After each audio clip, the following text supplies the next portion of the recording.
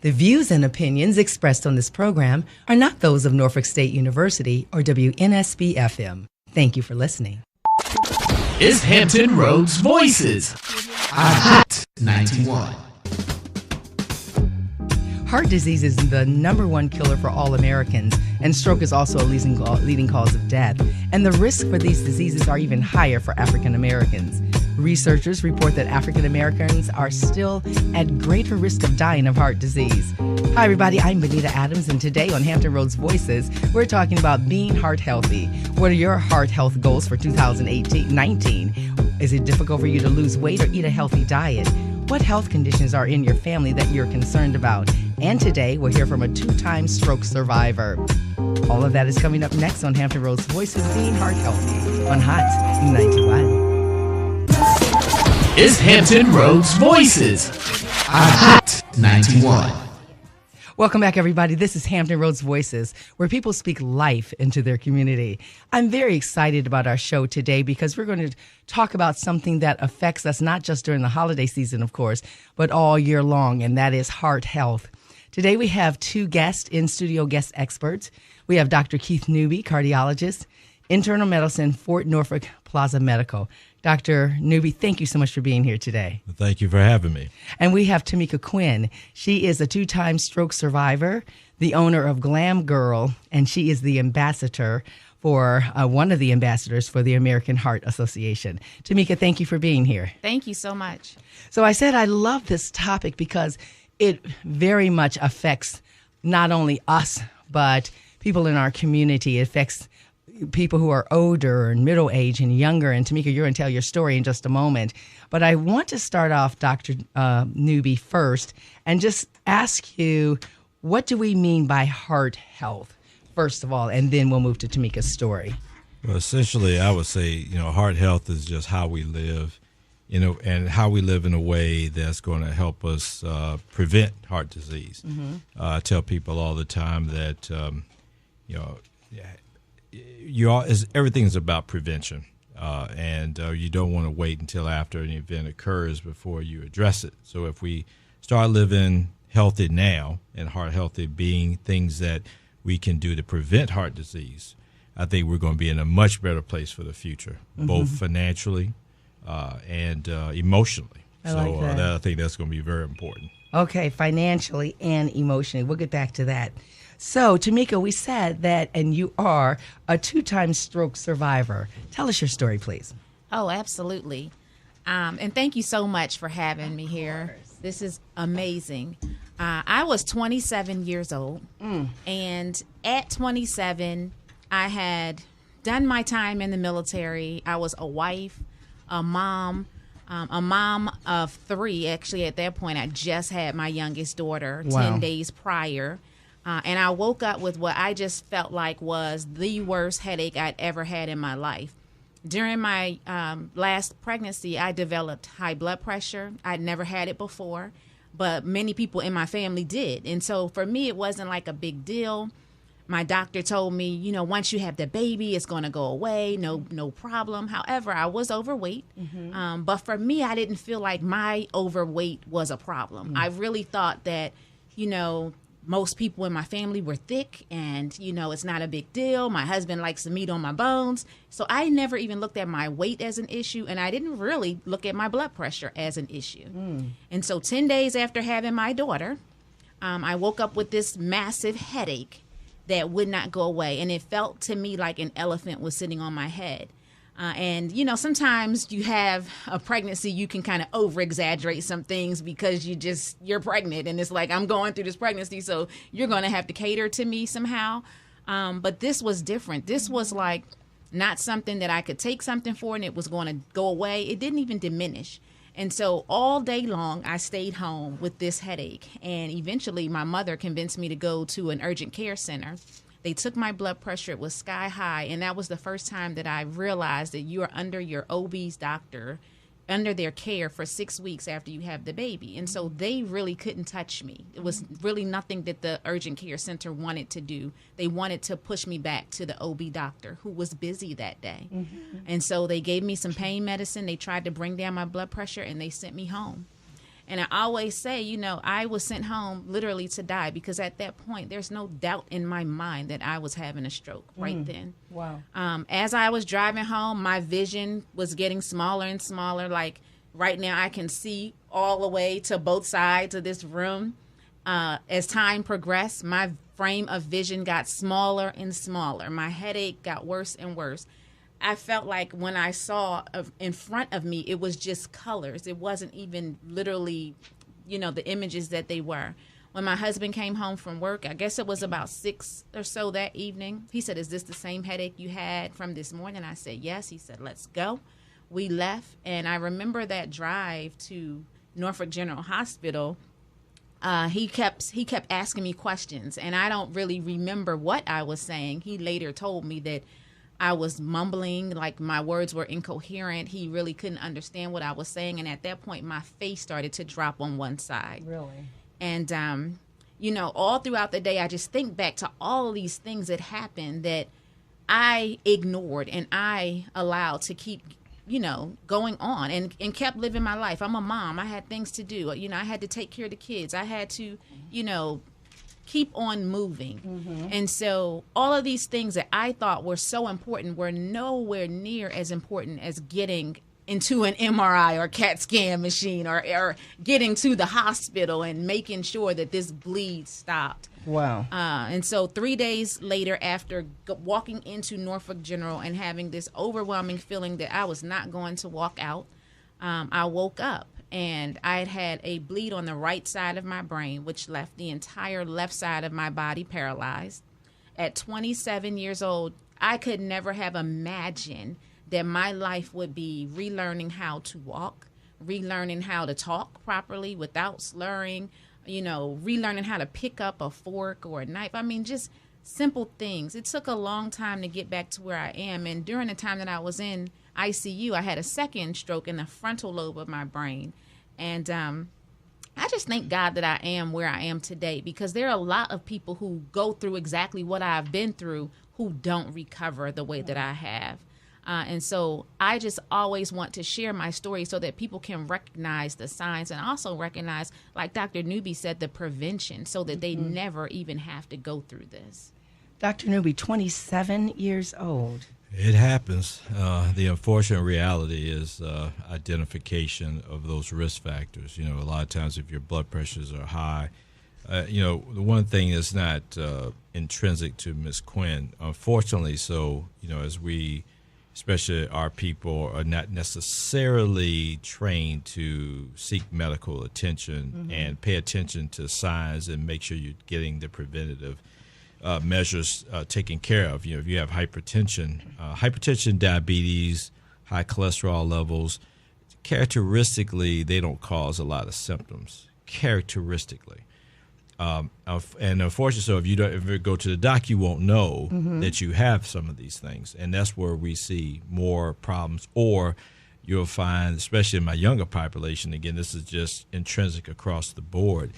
Tell a young person they get stuck on a medicine forever, or at least, for a significant amount of time, you're going to lose them pretty quick as a patient, not because of anything else, but they're not trying to hear that, and I was young, at one point in time. I feel like an old man now, but at that time, I can understand how you can go through and really ignore those signs, or you say, it's no big deal, just take a Tylenol if I have a headache.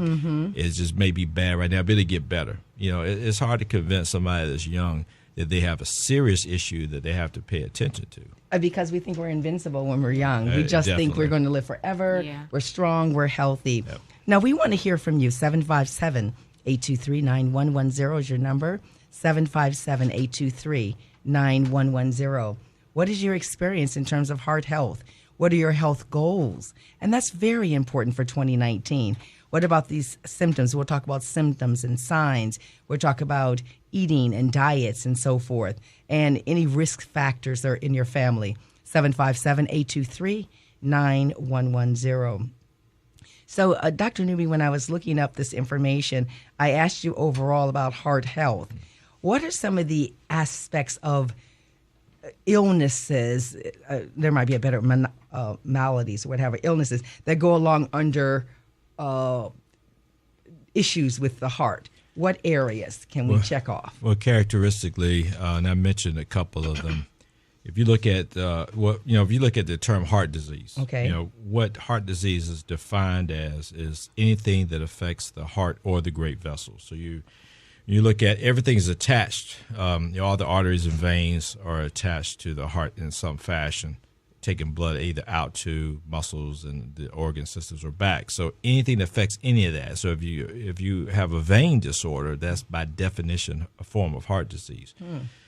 So when you look at that, which you have to kind of categorize it, and I tell people you look at the major risk factors: hypertension, diabetes, people with high cholesterol levels, smokers, people with a strong family history of heart disease. And when we say that, what we mean is premature heart disease or premature age with people with heart disease. So if you have, if you're a woman, your mother had a heart attack before age 65. That's considered premature heart disease. If your father had a heart disease before the age of 55, that's considered family history of premature heart disease.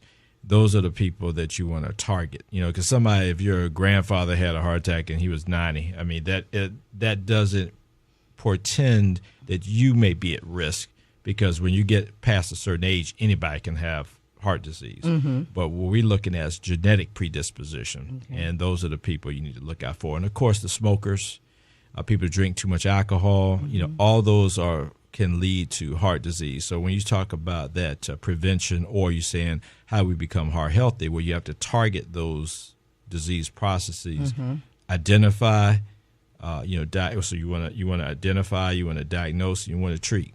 So essentially, I look at it as evaluation, diagnose, and then treat. Okay. What was in your family, Tamika? Any of those things? I'm talking like practically everybody has high blood pressure in my family. It is so common that it's like no big deal. Yeah. Was obesity in your family? You mentioned that you were larger, but your husband liked that, so it was no big deal thing. Right. And so I do have quite a few people in my family that are overweight, and weight was never, something that we discussed at the dinner table.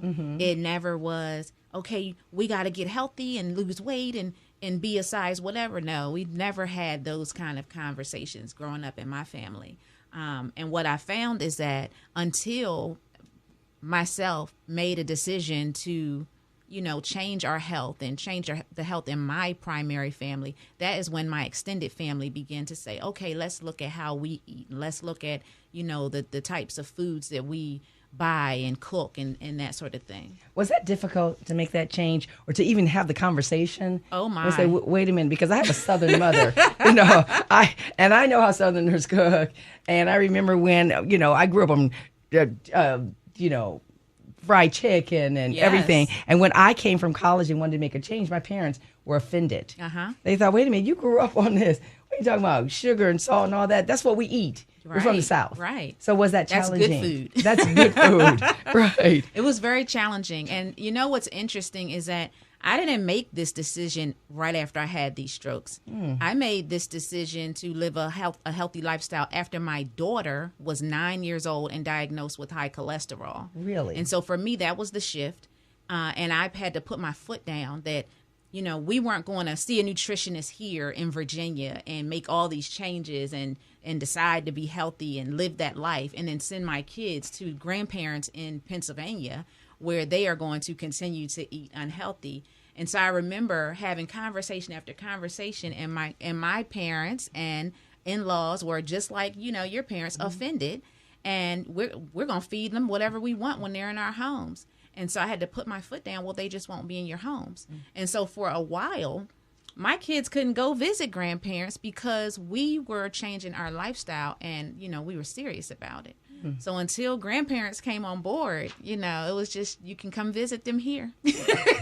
That is challenging. Very. So, Dr. Newby, what do you have to tell? And then we're going to take a break in a moment, but just in that vein, what do you have to tell moms and dads about their kids or the changing of their lifestyle or their habits?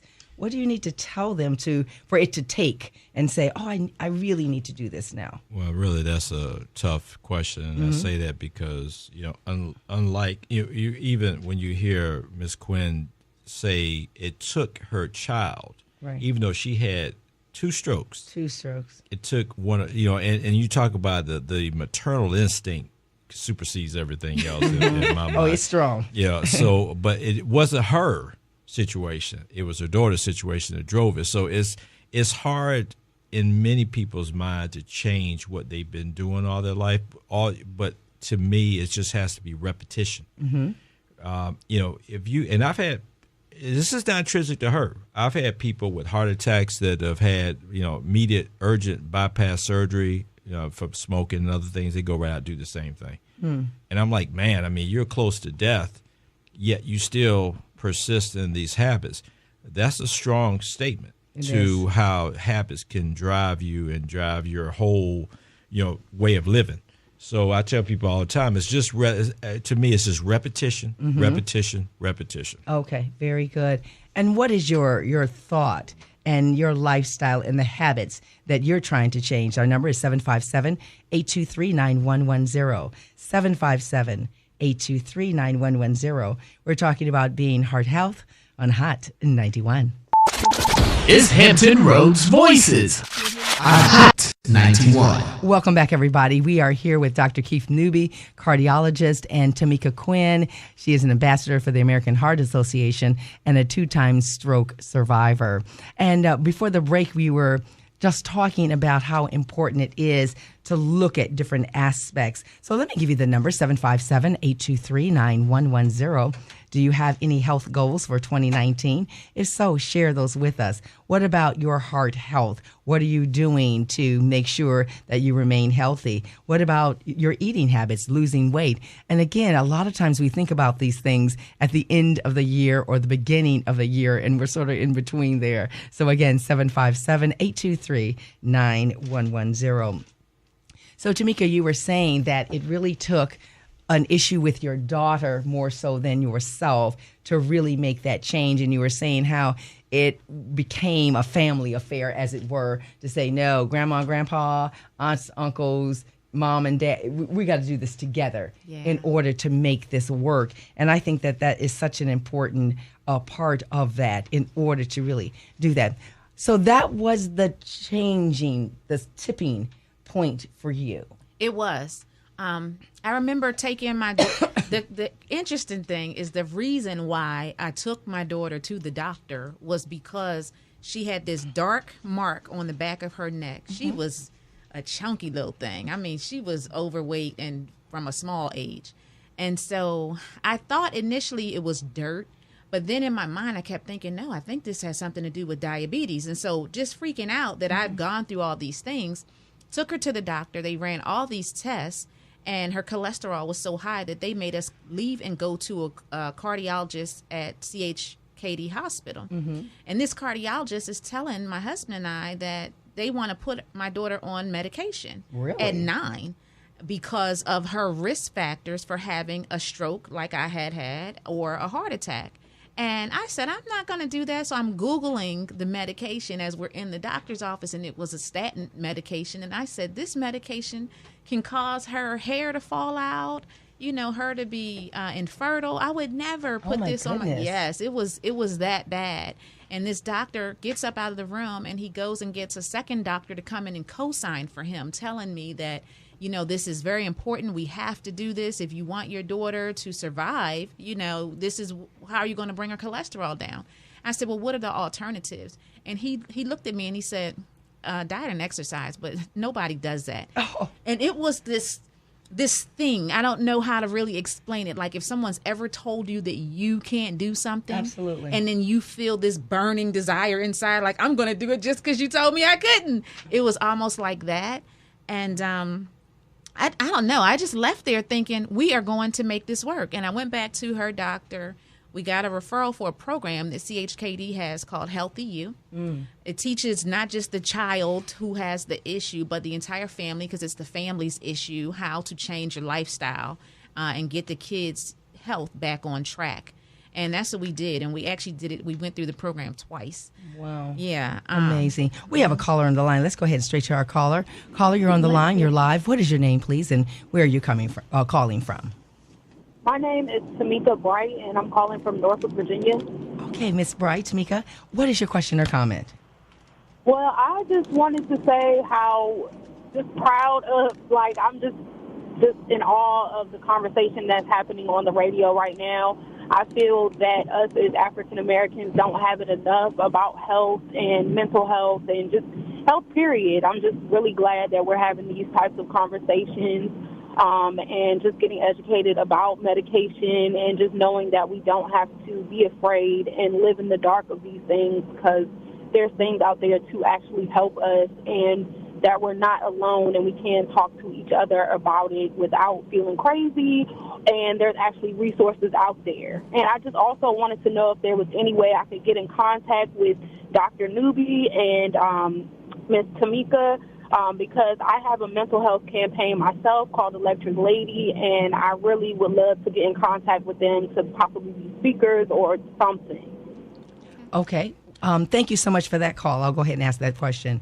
So, first of all, she's just saying there are resources, Dr. Newby, out there where we don't have to be afraid to discuss these issues that really affect our community very much so. Well, I think it's always going to be important to have those discussions. I think, talking about things is the only way to ever solve things. Mm-hmm. Just to let the caller know, I always tell people, just email me. Okay. It's k.newby@fortnorfolkmedical.com. That's k.newby@fortnorfolkmedical.com. Very good. Tamika, you got that. All right. And Tamika. Sure. My email is teamdreamgivers@yahoo.com. Again, teamdreamgivers@yahoo.com. Mm-hmm. Now, did you find for your family that it was important to start having the conversation more with even others outside of your family? What was going on physically, health-wise, and to encourage others or to encourage them to seek help? Did you have any kind of conversations outside there? As she is saying, it's okay to have that talk. Sure, absolutely. When people see a change in you, you don't have to advertise it. They're going to ask, and so that was typically what was happening in my family. Even folks who had no inclination to make any changes, who were completely okay with their habits and behaviors, when they started to see a change in us, meaning, oh, we're shrinking down, oh, we're doing more things, because it wasn't just cosmetically or, just about weight loss. It was about more energy. It was about, having this mindset that I did this, I can do anything, trying more things. And so people saw life. And people were attracted to that in my family and outside of my family. And so absolutely, I began to share exactly what we were doing. And I'm just the type of person, I don't mind telling you what I'm doing, because I want you to win too. Yes, absolutely. Well, I tell you, the interesting thing is you'll find is when we want to make changes in medicine, we always target the wife. Because you saw it. Because I'm gonna tell you, I laugh about this, but when you listen to her talk, she's directing this show. Yes. And that's okay, because that's how families tend to, the mother, wife, that's the nucleus of that family. Absolutely. And, anytime you want to make change, that's who you target. And if you look at any marketing strategy, they're going to always target the women, because they know when you're trying to get a man to go to the doctor, typically is the wife that pushes that button. Because if a man had to do it on his own, you never see him. With some exception, of course, but you'll find, that's why I was laughing as she was talking, listening to her. You could tell that was all her. And I find that to be so important there, because knowing that being the nucleus of the family and so forth, and then it just expands. Yes. It just expands from there. So, Dr. Newby, is it true? It's more prevalent in the African American community. Is that a myth or is that a fact? Well, that's a fact. You look at any statistic you look at, and if you look at the map, in terms of where you see the highest prevalence is always going to be in the southern belt. And typically because what we talked about before we went on air, our lifestyles of what we eat, what we're used to eating, how we live, and it's worse to some degree now. I mean, people are living more now than, a while back, but the problem is that people are unhealthier. And if you look at the obesity rates, especially in the young kids, you have high incidence of diabetes, high incidence of high blood pressure in very young children, 9, 10, 11, 12 years old. And unfortunately so, if they don't change those lifestyles early, then they're going to have a high incidence of heart disease at a younger age than what we were taught coming in through medical school. When I was coming through, your average age was 50, 60 of people having heart attacks. Now you'll see it, 40. Sometimes even less. I had a 28-year-old, I remember, actually a 23-year-old, I remember specifically coming in with coronary disease. Really? Had stents placed, no family history, but his lifestyle was bad, Right. and, it's still, and 20 years later, I still had to beat him up a fair amount because he won't show up for his appointments like he's supposed to, and this is, he's 40, probably 45 now. So even in lifestyles, when we're talking about children, I guess being sedentary, watching more video games, maybe not being as active, going outside, riding their bike and things like that. Is that what you're referring to? Well, that and just the lifestyle of the family. Okay. If you look at how many people cook at home versus go out to a fast food joint and get the kids up and shut them up. I want to do this fast because I got stuff I got to do. I mean, this is a high-paced society we're in now compared to 20 years ago. So everything's about speed and being just faster. And what you find is as a result of that, the people are out buying food that's not necessarily the healthiest, Right. Because they're just trying to do it quick. They are trying to do it fast. So and that's the unfortunate reality. So you see decreased activity, increased eating, which equates to increased weight, increased health problems. Right. And it's hard to break that cycle, because if the parents aren't, if they're encouraging this stuff, how the kid's going to lose from day one, So that's why I love hearing Ms. Quinn talk, because she's saying, listen, I'm taking charge of the scenario. I do not want to see my children suffer what I had to go through. And I think that reality is what kicked in for her, is saying, I do not want to see anybody else of mine go through this. And then she's trying to share it with other people, which makes it even better. Right. The challenges of just changing the diet. Yes, we are busy. This one has to go to soccer. This one has to go over there to that. Then we have homework. Then they have this. Then they have that. Life is extremely busy. How did you make it work and say, you know what, I know we're all busy, but we've got to pull in and eat better, if that means cooking at home as opposed to going out to McDonald's? Right. The biggest thing for my family was getting the buy-in. It was difficult to say to my husband and my other two children who were not overweight and did not have medical issues that you can't drink Kool-Aid anymore. We're not going to have bread with meals. Like, Kool-Aid, come on now. Yeah. You got to have Kool-Aid. Yes. They were like, what about tea? No, none of that. And so, it's difficult when someone doesn't feel that inner reason to change, to say that, hey, you're going to have to change anyway. So it was hard. It was hard in our household. I went from cooking like I was from down south to, as my brother said, when he led a protest of my home during Thanksgiving one year, we're not having diet Thanksgiving. And so we went from eating, overeating and eating not healthy at all to, eating healthy. And I don't even call it a diet because it's truly a lifestyle. Does it take more work? Absolutely. It's more work mentally. I have to think more about planning meals out versus just, okay, it's 6:00 on a Tuesday, what we gonna eat? You can't have success waiting until the last minute to figure out what you're gonna eat. This is gonna take planning. It took changing literally in the supermarket what aisles I'm going to spend more time on. Am I going to spend more time on the frozen food aisle, getting all these convenience foods, or am I going to spend more time on the produce aisle? It amazes me. I'm going to share a story with you. Just the other day, I came home with fresh broccoli, right? and I buy a lot of frozen vegetables. And so I walked in the house and I got the bags and we're unpacking the bags. And my daughter said, fresh broccoli? And I was like, my heart, it just melted. Because to think that my kids, any of them would be excited over fresh broccoli. Like, fresh broccoli?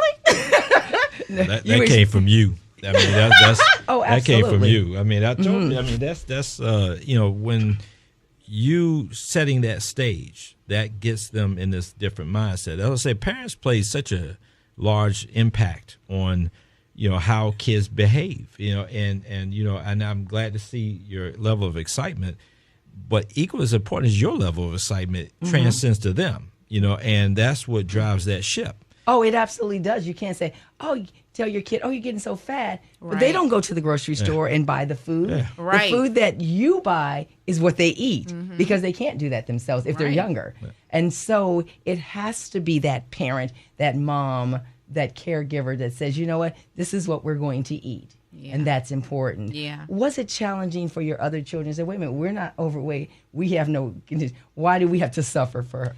I can remember my youngest daughter had to have been maybe, 6 or 7. She was very young. I can remember her distinctly at the dinner table saying, well, why can't I have seconds? I'm not fat. And it sent something through my body. I was just like, oh, no, you can't say that.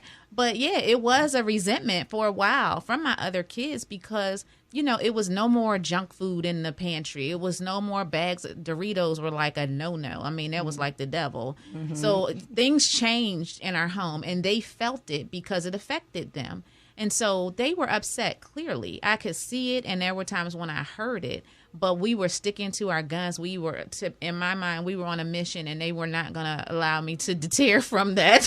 Exactly, because you knew how important it was. Yes. So what are you thinking and doing in your own homes? 757-823-9110. Do you have a goal plan, a game plan? Do you have health goals for 2019? What are you doing for the holidays? Because there's all kinds of food around us all the time. Give us a call and let us know. 757-823-9110. We're talking about being heart healthy on Hot in 91.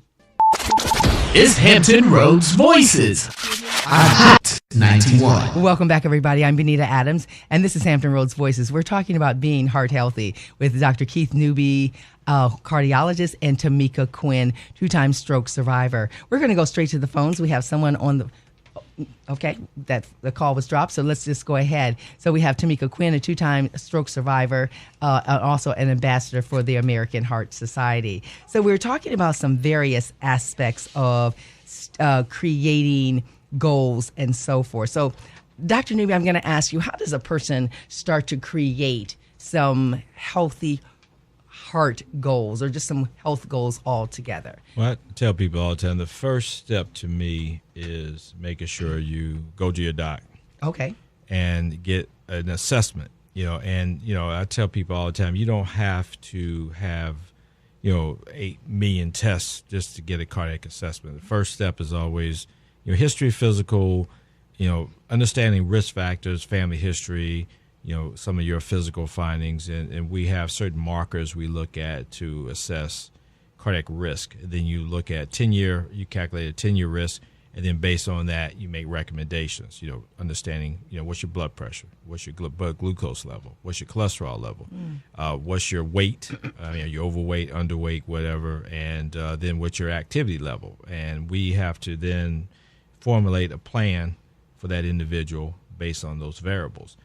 And I say that because if you just say, okay, I'm going to start eating healthy and I'm going to start exercising, I'm going to go to the gym, I'm going to lift weights and all that. Well, suppose your blood pressure is 220 over 140 and you don't have a clue. And you go out there and start benching 150, 200 pounds, where you're going to shoot your pressure about 350 over, 180. And next thing you know, you run into a major problem.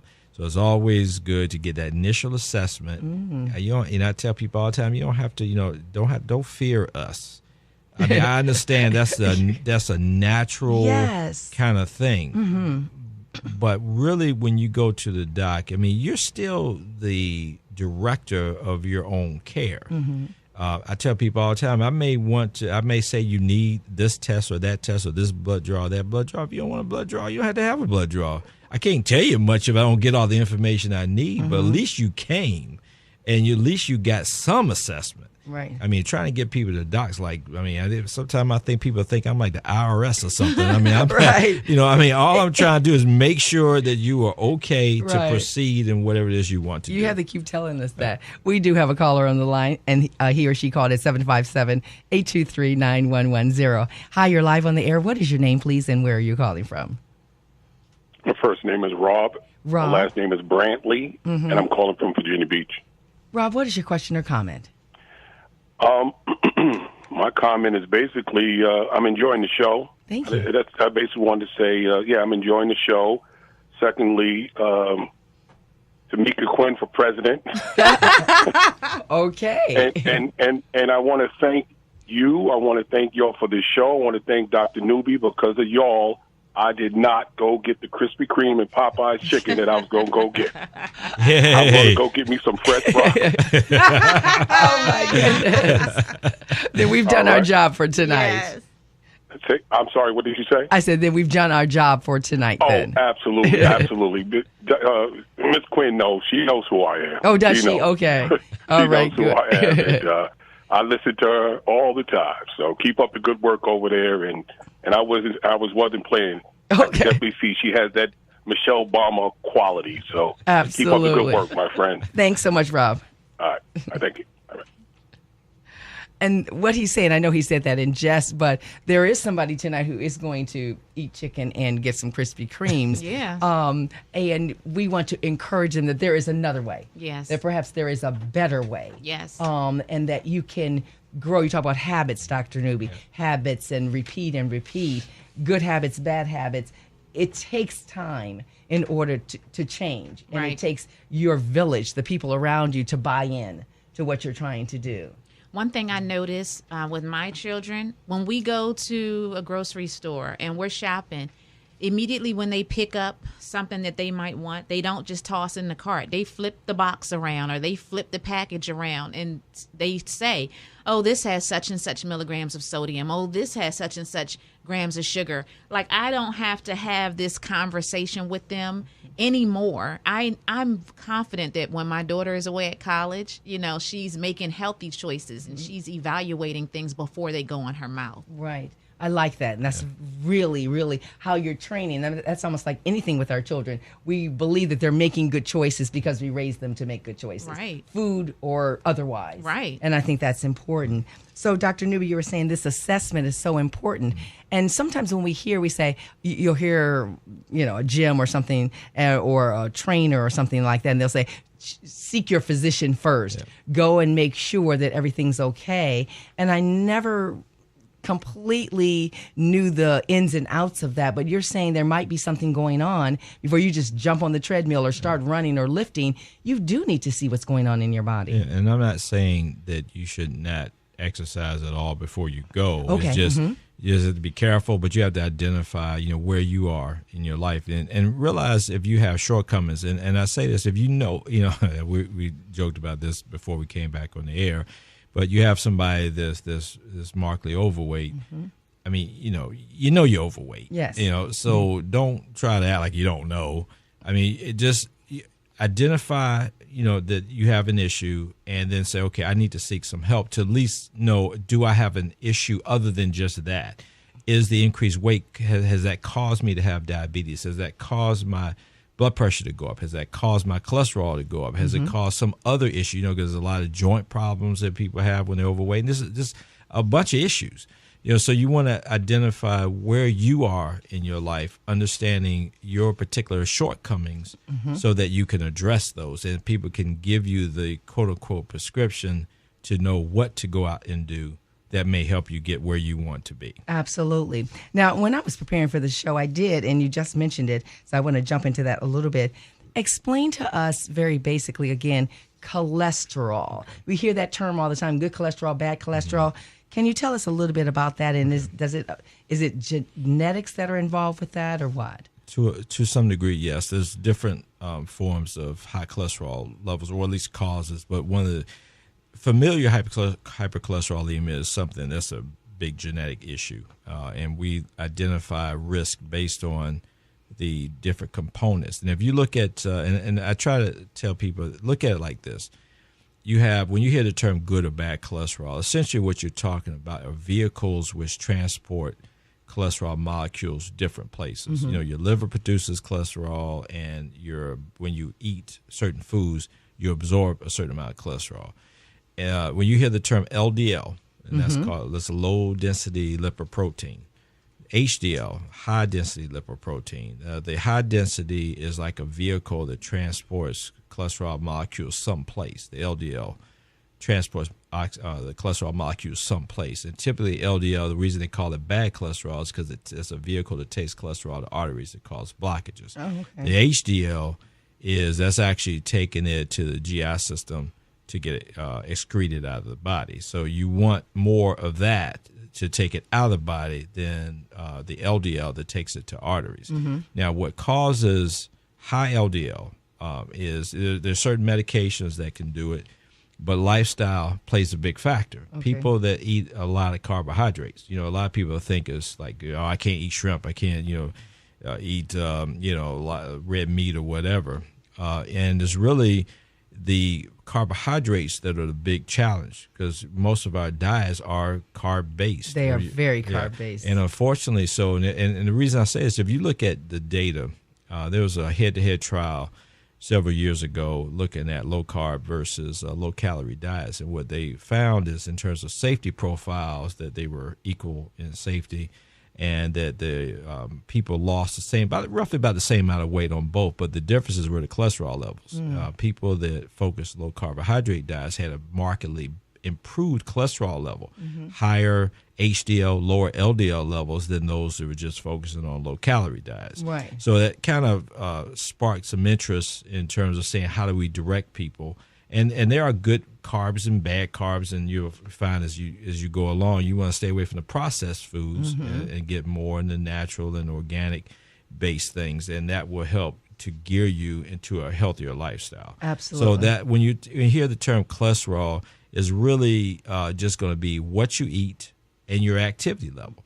People that exercise less have lower HDL levels, and a low HDL level is an independent risk factor for heart disease. So you could have a cholesterol of, we say the targets are like less than 200, but I could have a cholesterol level of 100. But if I have an HDL level that's low, I'm still at risk for heart disease because that which I do have is too low to take cholesterol out of the body. So you can still develop coronary disease, strokes, things from a low HDL, even if your total cholesterol is low. Now, there was a time period, maybe it was 5 years ago, 7 years ago. It seemed like it was low carb, everything, Atkins diet. Right. It was that. Has that trend passed now? Yes and no. I think it's just, things that, our society is very fickle. We do things for a while, then we get tired of it, then we put it off to the side, and then some other fad comes along. But I think one of the strategic things that are still there is the types of carbs you eat. Okay. And that's going to be a strategic. You hear the Ornish diet or some of these other types of South Beach and all these. Right. It's really based on the type of carbohydrate that you're taking in, and that really goes back to that healthier lifestyle that you're picking and choosing that which you're doing to avoid certain types of things. And Ms. Quinn probably could elaborate on that as much. She's the guru now of the healthy lifestyle. But when you really look at that type of thing, it's just staying away from the processed stuff. And unfortunately it's hard to find reasonably priced foods that are healthy for you. They're there. You just got to know where to look. You do. Which aisles to go down, just like you said, Tamika. Absolutely. So that's the unfortunate reality. If somebody says, okay, I can go to McDonald's and get a $1 value meal and feed my whole family versus paying $30 by going and buying this healthy stuff. I mean, it's weighted to your disadvantage eat healthy, unfortunately so. And you just got to know where to look, how to get it. Like I said, it's out there.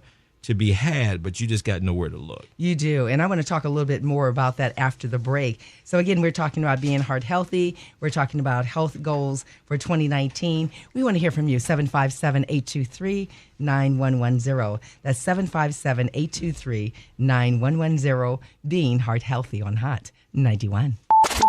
Is Hampton Roads Voices on Hot 91. Welcome back, everybody. I'm Benita Adams, and here on Hampton Roads Voices, today we're talking about being heart healthy. We have with us our in-studio guest, Dr. Keith Newby, cardiologist, and Tamika Quinn, who is a 2-time stroke survivor and an ambassador for the American Heart Association. We also want to hear from you. Our number is 757-823-9110. What are your health goals for 2019? I keep saying 18, but it's almost 2019. We're close, everybody. We're close. Is it difficult for you to eat healthy and lose weight? Any conditions in your families that you are concerned about? Give us a call, 757-823-9110. Now, Tamika, we know that the eating aspect. Oh, we do have one caller on the line. Let's go straight to our caller first, and then we'll come back out. Caller, you're live on the air. What is your name, please, and where are you calling from? Hi, my name is Julia. I'm calling from Newport News. Okay, Julia, what is your question or comment, please? Well, my comment, first of all, I'm a registered dietitian nutritionist, and I've worked with cardiac patients, weight management, diabetes, you name it, and patients as young as 9 I see, and it's amazing to me, Tamika. It almost makes me emotional hearing you, because you are a dream as far as a parent of a patient. I wish that it's something that can't be taught. It's something that it's really difficult to get that light bulb to switch on, and for people to really understand that it really does take the whole family.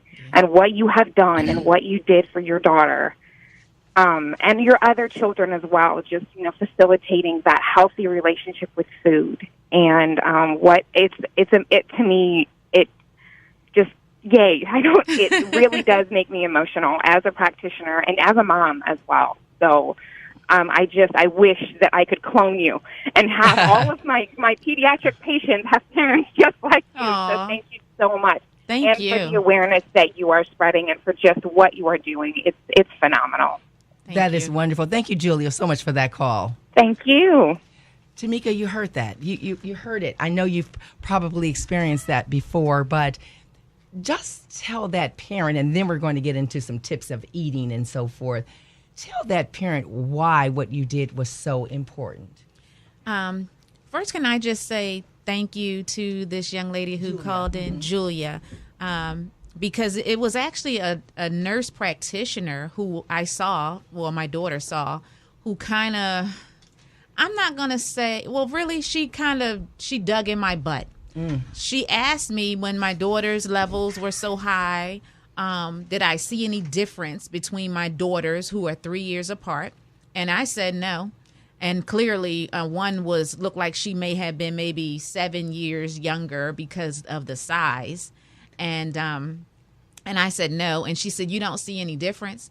And she kind of had like this kind of jazzy little snap attitude about her. And she said, you don't see any difference between your children. And my girls are standing in the room. And I'm thinking in my mind, oh, she really is going to go there. And that had really been the first time that anybody had ever went there about my daughter being overweight, not just her levels, but her size, her weight in general. As a 9-year-old, she should not have been that size at all. And so she was the first person who kind of made me think and snap out of my own kind of ostrich. Yes. I just love my children, and they're just so perfect and beautiful. Yes. Yeah. But, when we went through that whole process with seeing the cardiologist, I still had that in the back of my mind that my daughter is overweight. And I'm going to have to address that I am, because I'm mom. Because you're mom. Let's go ahead and take that caller. Caller, you're live on the air. What is your name, please, and where are you calling from? You're live on the air. What is your name, please? Thomas Rory. Thomas, what is your question or comment? On the topic about diabetes and everything, I'm diabetic myself, and I lost my mother and my father. I lost my mother to diabetes in 2002, and I lost my father to heart disease in '83. And I just wanted to touch in and saying that it's hard when you I got diagnosed in 2009, and it's hard when you get diagnosed like midway, through your life and everything, to change your lifestyle, and you got to change your eating habits and everything like that. But at the end of the day, it all comes down to whether you want to live or you want to die. So it's hard to do, but it's, I think I posted, we gotta learn to eat to live rather than live to eat. Absolutely. Thomas, thank you so much for giving us a call tonight. Absolutely. Thank you, man. Have a blessed day. Thank you. Dr. Newby, Thomas is saying you just got to do it. Yeah. You just got to do it. Well, one of the things that I would say, it always works better to me when families do it as a unit. Mm-hmm. One doing it and the other's not. It makes it tougher, even the one that's trying to do it, because and I've seen times where I get a patient come in fussing about their husband or vice versa. I'm trying to eat healthy and they're gonna bring McDonald's in and eat right in front of me, and you'll hear that kind of thing. But when families do it as a unit, and yes. you have that unity as you're moving forward, trying to be healthy together, it strengthens the bond, because each one helps. If one's about to fall, the other one helps pick that person up, and you'll find that I have found better success and higher success rates when they do it as a family. As they do. And you had mentioned, I don't know if it was during the break, Tamika, or on the air, you said your husband thought you were going to make a separate meal. Yes. For him. Okay, I know that's cool and all what you're doing with the kids, but honey, I need some real food. Right. But when he realized that, no, all of us will do this together, it mattered very much. It did. And I hear other families with that struggle, that everyone is not on board. And I just thank God that we all were. It wasn't immediate, but it wasn't so much of a length of time that it made a big difference. Mm-hmm. We all walked together after dinner. We all ate the same foods. We all had a conscious goal that we are going to be healthy. Mm-hmm. You notice how she said we? It we. was really her. And she just brought them all on board, but it goes back to what I said earlier. Yes. Somebody has to take that lead role and really drive that ship. Mm-hmm. And I think she drove that ship, and unfortunately, she's so kind to say we did this, right? And she really means I did it. They came on board, yes. which was good, and she just did not tolerate any nonsense. And no nonsense. Yeah, I mean, because it's I was talking to somebody else earlier. I can't remember who I was speaking to about this, but we talk about you have this generation of kids, like they'll turn their nose up at food. Mm-hmm. They don't want it. And see, when I came up, if we didn't want what was prepared, you didn't eat. Yeah, you didn't eat. You did not eat, or it was going to be breakfast. Yeah, the next exactly. Morning. So it was one of those situations now where you do that, and the parents say, "Oh well, what you want, Johnny? We'll fix you something else." She was like, "I ain't listen up, Chief. That's right. This is a new sheriff in town. That's right. Absolutely. No special meals. There are no specialties. What is it? Is this not a restaurant? You think this is a restaurant? It's Burger King. Have it your way. It's like we don't do it. So you said the nurse practitioner called you on the carpet. Oh, and said, yes. Look at this daughter. Look at this daughter. Mm-hmm. Come on. You don't see anything wrong with this. They're 3 years apart. And then she even showed me a chart, like what size they should have been, like, a normal range size, which I know that those charts don't really apply to us specifically, but the range was just so far apart, mm-hmm. That I really had to come to terms with myself that, my daughter is really overweight. Mm-hmm. And I was just going to be okay with this if I hadn't seen the dark mark on her neck. Mm-hmm. Absolutely. Yeah. So tell that parent, I'm going to ask you a couple of things. That parent who is listening, tell them why it is so important not to be an ostrich. Let me tell you the most important reason why, is obvious reasons, is your child's health. Your child is depending on you to have a long, prosperous life. God said, live your best life, not a small time life. I heard something when I went to Philadelphia. We were working on getting a bill passed. I was with the Heart Association. The sodium bill was passed in Philadelphia, mandating restaurants to disclose how much sodium is in prepared foods. While I was there, I heard a doctor from Johns Hopkins talk about health and how people assume in their minds that when they make a decision to be healthy, that their health starts that day. That day. So if you're 40 years old and you decide, oh, I'm going to get my life together, I'm going to eat right, I'm going to exercise, I'm going to stop smoking, this is when my life starts. Mm-hmm. No, health is cumulative. That means even from infancy, whatever was put in your body from day one, it adds up. It continues 0 through 15, 15 through 45, 45 to 65. Every single thing that you've eaten, smoked, your behaviors, all of that is cumulative. It just adds up. So you decided at 40 to get healthy, to live your best life, and you think that 0 to 39 don't count? Really? It counts. So the sooner that we make a decision to live our best life, right, the better life we'll have. As a mom, what I saw from my child, she was an introvert. She was someone who didn't have a lot of friends in elementary school. She was teased. She was bullied. She didn't feel good about herself. If I would say in a store, look at this outfit. This is so pretty. What do you think? Oh, it's okay. Her whole mental was just kind of down. And it was because of how she viewed herself. Right. When we started to change our lifestyle, she started to lose weight. I saw a different kid. Wow. My child today, and folks who follow me know, she's in pageants. She is studying to be a news anchor. Mm-hmm. She is the most extroverted person. She brings life to a room. And I just think, what if I hadn't made this sacrifice? Wow. What if I hadn't fought everybody around us to say, you're not going to feed my kids that junk? What if I hadn't done it? What if I hadn't been strong enough to say, we're not going to walk. We don't have to walk. You tired? Okay, we're not going to walk tonight. We're not going to do it, baby. Let's go ahead and take our caller. Caller, you are live on the air. What is your name, please, and where are you calling from? My name is Shay. I'm calling from Chesapeake. Shay, what is your question or comment? First, my question is, I have a 2-year-old who I'm trying to change basically what she eats. Like, I realized when I started changing my diet, like, hey, she's eating a lot of chicken nuggets and fries, Chef Boyardee, processed food. So my question is how do I get her to want the healthier foods? Like you guys said earlier, like when you guys were younger, if you didn't want to eat it, then you just didn't eat, or it was for breakfast. With my baby, I feel bad that she doesn't want to eat, and she'll say, I don't want it.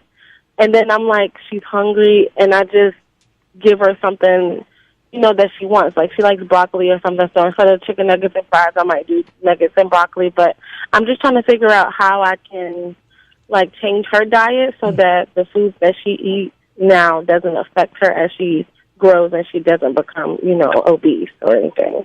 Great question. Thank you, Shay.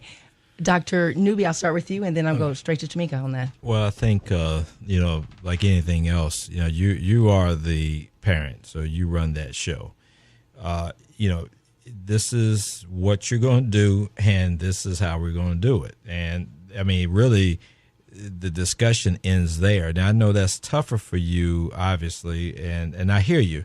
And but you look at it like this, and I would make this comment. From a doctor perspective, I have to see people live, and I see people die. I've seen people who die a horrible death based on their lifestyle. Mm-hmm. If you even look at like that show, My 600-Pound Life, right? Oh, and, yes. and you look at the struggles they go through. What you as a parent have to do, God put us on this earth to have, and He gave us the blessing of children, and part of that is our responsibility to take care of them as best we can, and that is our charge. Right? Every time my daughter gets upset about something or doesn't want to do something, and I try to listen, and I have this conversation with her. I say, listen, God blessed us with you. Our responsibility to you is to raise you the best way we can, following His word, His principles. If we fail in that task, He's going to hold us accountable. Right. So I'm going to ask you to understand why we do what we do. And you have to explain to her that you've seen, and for me, I mean, you could say what you heard this doctor say. You watch a young person die unnecessarily or on dialysis, or that they're going to be on for the rest of their life, or they have a heart attack at a very young age, or a stroke or some other debilitating illness, we are responsible for that. So you just tell them, listen, out of your love for her, you're trying to make these sacrifices so you don't see her end up like some other kids out there. So you can hit her up from different ways, and you know your daughter better than anybody else. You know what she'll respond to and what she won't. But I would say you want to come at her from a standpoint of caring, toughness, firmness, but caring. Tamika, what do you? Sure. I just, and that was great information, Dr. Newby. That's key. I think when our kids know that we care about them, they will listen. Even if they don't agree right away, they will definitely listen. But for, I believe she said, a 2-year-old. 2, yes. For me, I wanted to always put other people in front of my kids to reinforce the statement that I was making, because I'm mom, and it's going to get diluted with just the fact that I'm mom. And so you may want to go, on YouTube, find some things that are 2-year-old appropriate, that are promoting vegetables. And of course, what you do is going to make the most difference. So if you're eating vegetables, then your daughter's going to see, oh, mommy eats vegetables. That's a good thing. That's what I want to do. Kids do what they see done.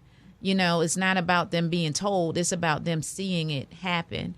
There are books about kids eating vegetables. So if you are looking for books, I would look for some that promote vegetables, and, read those to your daughter, show those to your daughter, get her involved in the cooking process. So if you're cooking dinner, have her rinse the broccoli off, have her, put the broccoli on a tray to go in the oven. Involve her in that process so that she feels embedded in it, that, oh, this is my broccoli. I can't wait to eat it. Oh, absolutely. And even in the shopping process. In the shopping cart, well. This is broccoli. Yes. This is this. And they put it in their own little bag and take it home. Yes. They feel a connection to it. They're very proud of that. Yes. So just even in that step, in everything that we just said. So Shay, I understand what you're saying, but it can be done. And thank you for even thinking that thought to say, I want something better. So give us a call, 757-823-9110, 823-9110. This is Hampton Roads Voices on Hot 91. It's Hampton Roads Voices on Hot 91. Welcome back, everybody. I'm Benita Adams. We're talking about being heart healthy here on Hampton Roads Voices. We're going to go straight to the phones. We have someone on the line talking about food and eating some different foods. What is your name, please, and where are you calling from? My name is Nicole Shea, and I'm calling from Newport News. And what is your question, please? My question is, so I know, you all are talking about eating healthier and things like that. So my question is, because sometimes I get, discouraged or maybe turned off from trying to eat healthy, because it just seems like I'm eating the same thing over and over. So I just want to know, what are some ways to, zazz up my meal, or to make it seem like I'm not being deprived of something? And sometimes when you feel deprived, then that's when we get off track a little bit. Like, look, I've eaten the same old broccoli for 5 days. I'm tired. I'm tired of it. Right. So I get it. I completely get it. Let's ask our expert guest. Thank you so much for calling. Thank you. Tamika, what do you say? She wants to jazz it up a little bit. She is willing to eat healthy, but she can't eat the same thing every day. I totally understand. We don't eat red meat. And so for us, it's just poultry or seafood. So our choices kind of get limited sometimes. However, what we've done, first of all, I look online for recipes. Okay. That's the free thing, the cheap thing to do, to find recipes. But we add a lot of different diced up fruit with our meats. Like sometimes I'll do mango on our salmon, or I might do a can of soup on chicken, cream of mushroom soup, or I'm still eating the same meats, just adding different things to it, trying some new things. One day last week, I made a pizza. It was a regular cheese pizza. I opened up a can of chicken breast, put the chicken breast on the pizza, and did barbecue sauce and onions. And it was very simple, but it was different. And the kids, you would have thought I had went and bought a pizza. I was looking at them like, really? Come on, it ain't that good. Right. But just to try new things. So I totally understand. You do want different variety, but you don't have to break the bank to do it. Just think outside the box. Think outside the box. How do you direct your patients, Dr. Newby? That's a good question. For me, I haven't gotten as much into the specifics of just different food items, other than directing them to if I'm focusing more on low carbohydrate type diets. I say, well, listen, go to Barnes and Nobles or go online, and they got so many different recipes. Depending on the I guess the types of foods you want to eat. If it's going to be a theme of low carb, then look up low carb on the internet, and I got 8 million recipes up there on different things to do. I just tell people, focus on the things that you like. Right. And just say, okay, if I like broccoli, we talked about that a bit. I'm a green bean kind of guy too, and I like green peas sometimes. But if I could flip between broccoli and green beans all day long, I would. I like collards. But we don't cook them with ham hock, right, and stuff like that. We do turkey, whatever. But you just want to focus on that which you like, and this split it up. Look at, okay, this day I'm gonna do this day, and you really plan it out. Yes. And I tell people, I think you mentioned earlier about, everybody has a busy lifestyle, and how do you, it's easier to just go to McDonald's or some place and just get something quick, but really a lot of it is planning. How do you, like on Sunday, you say, okay, I'm going to go to church or whatever I'm going to do, and then in the afternoon, I'm going to say, I'm going to plan my week. That's right. Each day, this is what we're going to do, and you cook some for half the week, and then the other, whatever it is that you do, it really becomes about planning. It really does. My daughter lost 150 pounds, and what was so instrumental in that was meal prepping. Yes. Every Sunday, this container. Okay, this is my breakfast, lunch, and dinner for Monday. Breakfast, lunch, and dinner for Tuesday. She never goes anywhere without her food because she knows the temptations are out there. And if she doesn't have her food with her, what is she going to do? Eat what's there. And so that prepping, I would see her chopping and preparing but planning is the key. Thank you. Tamika showing us the food that she brings because you must have your food with you. You absolutely do, or she'll succumb to the Krispy Kreme donuts and those kinds of things. So let's take a moment or so to talk about the mind-body connection. Tamika, how important is it to think differently? Our mind is what controls us, and so I just think about, like, if our bodies were cars, then our mind is like the engine. And so the car is not going to go anywhere with a bad engine. You have to take care of the engine. You have to listen to it for that car to work. And so our mind is really what drives us. I really feel like it doesn't matter what I, say I'm going to do or what somebody else says I should do, until I have made up my mind that this is what I'm going to do, it's not going to get done. I'm not going to do it. And that's just human nature. Right, exactly. So getting that. And Dr. Newby, I want to take that a little bit further because some of the research does say the factors, socioeconomic factors, educational factors, some of the those kind of factors. How much of a role do those things play in eating healthy, staying healthy, being concerned about our heart and what we're doing? Well, they even say racism. Yeah. I mean, really. Well, it plays a big factor. You look at, you hear the term food deserts. Yes. Where access is, but it's deeper than just access. You have to have access to affordable items as well. Just having the access to food you can't afford is not helping anything either. But you'll find, and it's unfortunate that you'll find that these kind of convenience stores are always located in the African American neighborhoods. You're always going to get some Chinese food place in an African American neighborhood. You are. But you look at other neighborhoods, they don't necessarily have that, or they have that amongst other things to choose from. So I think there is some institutional racism with that, and part of it. But everything's about the dollar in the end. And I think I don't know that I can honestly say that people put it there. So I want to hurt African Americans. I think they're saying, where can we make money? Right. And they put these places where they know they can make money. But you look at like McDonald's commercials, who's typically on those commercials? They target. There is a target market because they know we can make money off this. So that's the unfortunate reality. And I try to tell people, don't let them win. Don't let the dollar win over your health. So we do see quite a bit of that. We have to really, and that's why talking about this is important, because if we can identify that that is an issue, then it's a matter of what are we going to do about it. Right. We can talk about it all day long, but there's no plan of implementation. How do we make this change? But that's going to take a village to make that change. Absolutely. And as you're saying, Tamika, knowing which aisles to go down, which products to choose. So we were saying that, and you had mentioned earlier in between our calls and our breaks about encouraging that parent.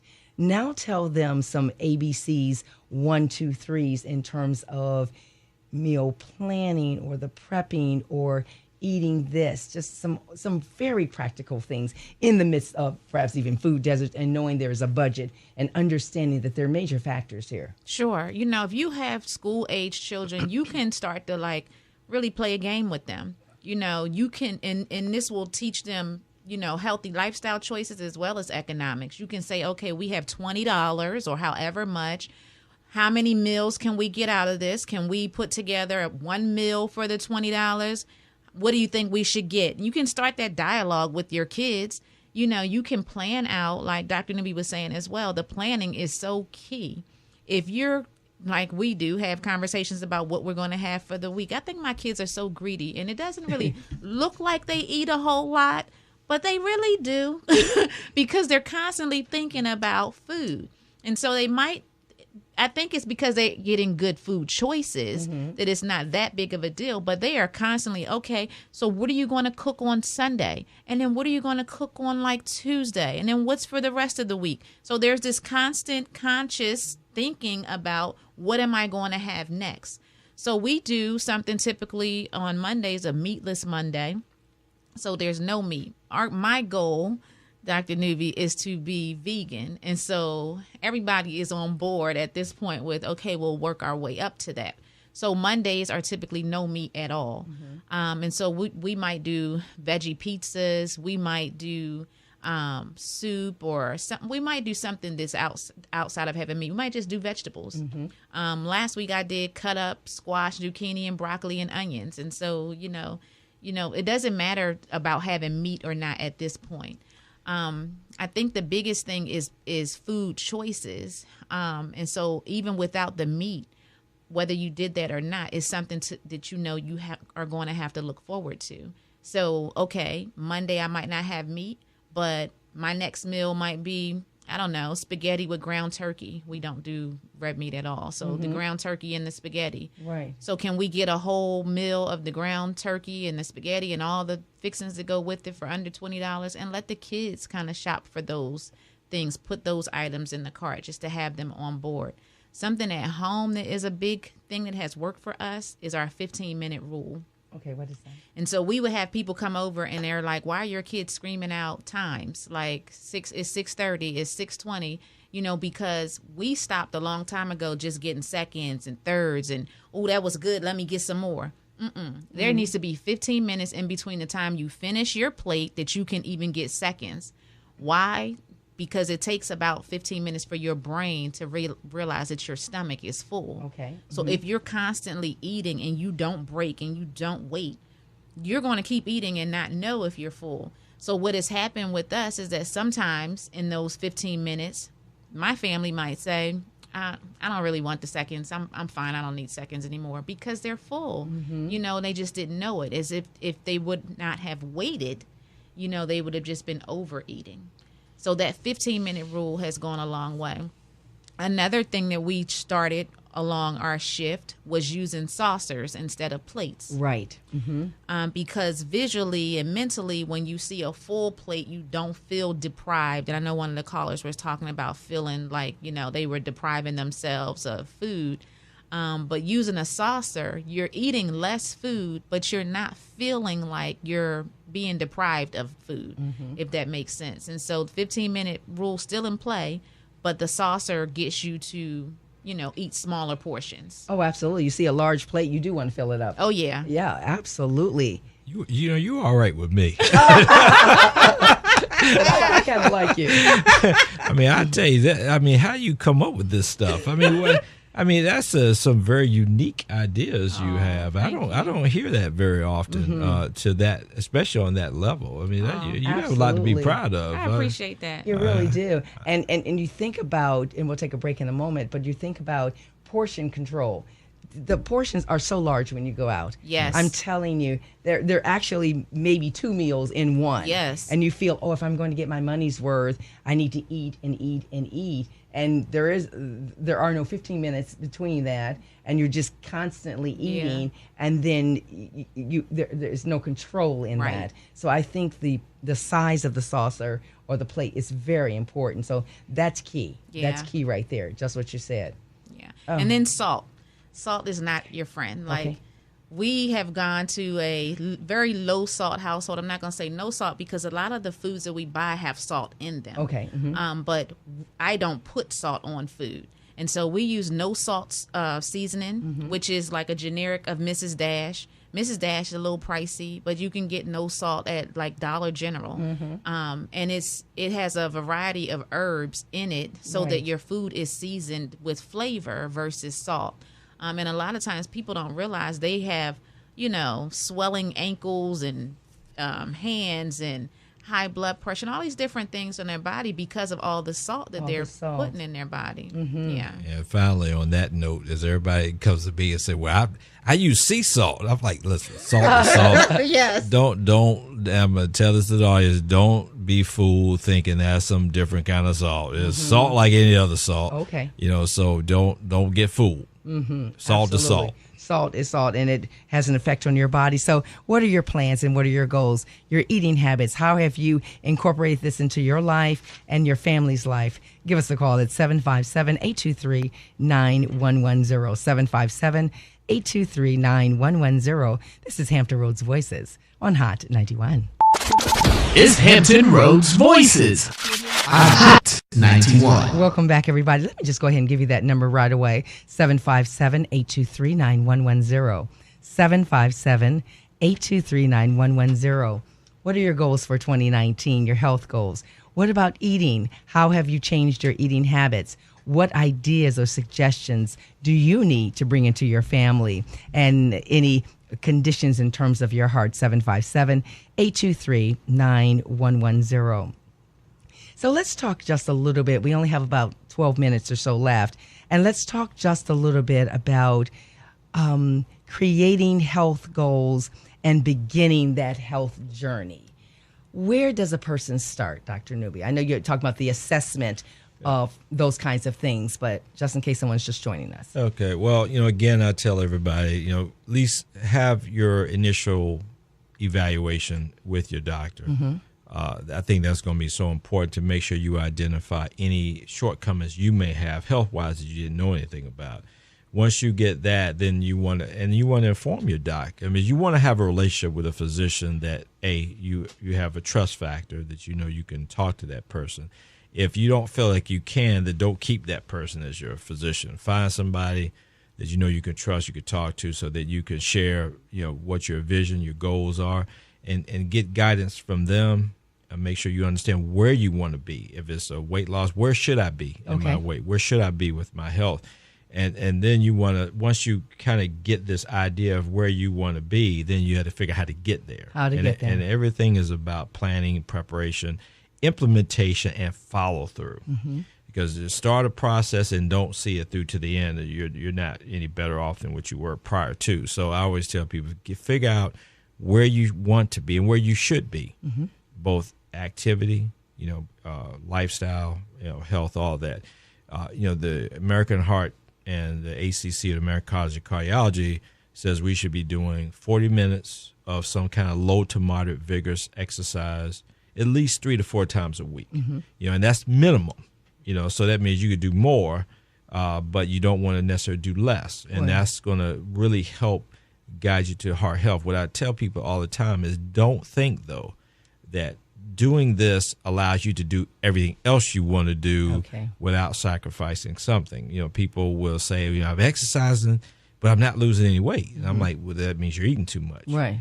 And then I get the pushback. But I tell them, I said, listen, you can't gain weight by eating less unless you're doing something wrong in betwixt. So in other words, if you're eating the wrong types of foods, you may be eating less foods and you wonder why you're gaining weight. It's because of your choices. Right. So you got to identify what those choices need to be, and then you implement and you follow through on that. So I think that's key, the follow through on that.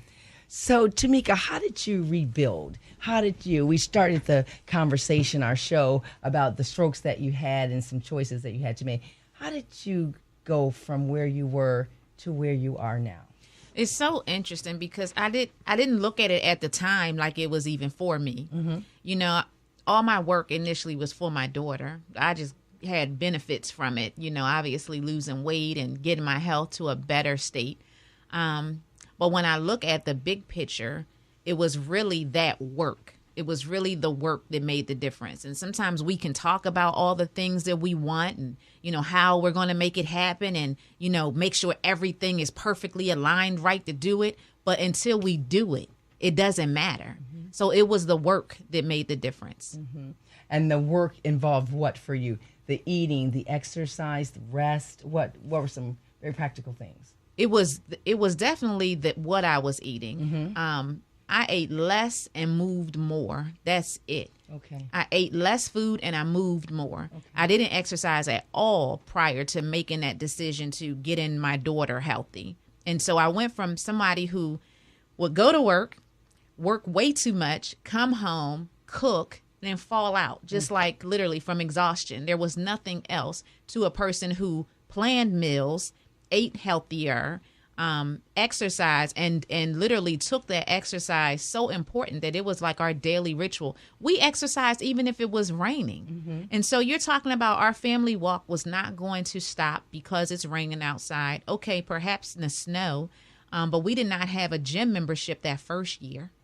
And so it was strictly we're just going to get out here and do it. And sometimes we just did it at home. But yeah, it was that commitment to, this is what we've committed to doing, and so this is what we're going to do. Now, tell us a little bit. We have a few minutes left. Tell us about your book. Okay. It's called Change Your Mind, Change Your Waistline, and it talks primarily about the mindset that it takes to lose weight. Everybody wants to lose weight, right? Right. But for me, it wasn't so much about losing weight as it was about getting healthy. And so if I could avoid having to be in the hospital for 4 weeks, if I could avoid having to get surgery, if I could avoid, like, those things were so much more important to me than just weight loss. Weight loss was like the after effect. And so the thing for me personally was, I just want to be a better me, and better me all around. So, how I thought, how I felt in terms of my energy level, the things that I wanted to do, how I ate, how my skin looked, how my hair grew. I mean, I just wanted to be better. And so that's where I was along this journey. And the book talks about that mindset to going from good to great, and what it takes, and what are the tangible things in terms of, what apps did I use? Right. What specifically goals did I set? It goes in depth to that, what groceries to purchase, but it goes more in depth about the mindset and that shift, and how to block out all the distractions that are going to slow you down, and how to stay focused. Amazing. And it's a journal too. Oh, I love it. You're an ambassador for the American Heart Association. What does that entail? Sure. And so I speak to groups. If we have events, I'll speak. If there's a trade show or, somewhere where we have to set up a table, I'll go and be, the face of stroke. Because oftentimes people that look like you and I don't realize that we have a higher chance of having a heart attack or stroke than anybody else.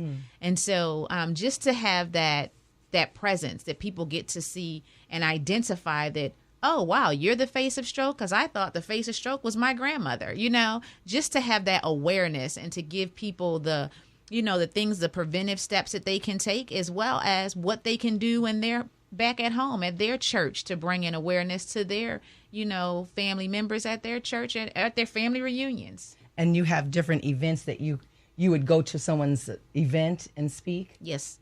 I love that. So somebody said, okay, I need a cardiologist, and they come to you. What would they get?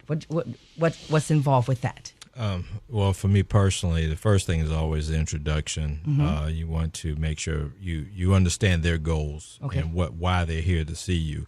And then you have to understand that patient. So you have to start getting history. And a lot of people sometimes will get offended when I ask them certain questions about their lifestyle or them. And I wouldn't say offended, but well, why do you ask that? Like it's not important. I say, well, in order for me to treat you, I have to know who you are. Okay. I have to understand why you make the choices you do. I mean, because if you're, the thing is when you really think about it, if you're coming from an abused situation or you're coming from a situation where like your parents were all overweight, and you were just a byproduct of that, that's something you were intrinsically brought into. So you're going to transmit that to your kids because that's kind of how you were brought along. Versus if you have a health issue that may have driven a certain, like say example, a thyroid disease problem where you may gain weight because you are hypothyroid. Right. If I know there's a family history of that, I'm going to be looking for that. So you want to, the first thing is always the exploration, so to speak. You want to understand that individual, seeing what are their goals, what are their aspirations, what is it about them to make them who they are. Then you start getting to the physical exam part, and then really it's assessment. What's this person's risk? How do we need to move forward to make sure that they live their life as healthy as long as they can? And then it's the implementation. And as I've said earlier, the follow through. You have to get them on a plan, and you have to make sure they're following the plan. And that's where really, for me, is identifying, do they have heart disease? One of the things that I would say about Miss Quinn, I haven't asked her this particular question, but, one of the things that comes to my mind as I watch her and her lifestyle changes is how it impacted her health. What's her blood pressure now compared to what it was when she first, got into her health scare? Most of the time, what people don't realize is that you can really have a lifestyle free of a lot of medicine, but you got to follow the lifestyle, and that's where people fail.